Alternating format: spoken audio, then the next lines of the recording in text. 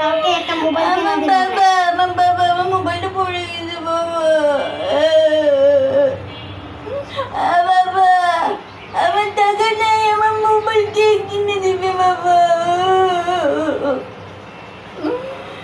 বলো না বাবা, বলো। আমি লোনে টাকা নিয়ে বিকাশ থেকে টাকা নিয়ে দিব।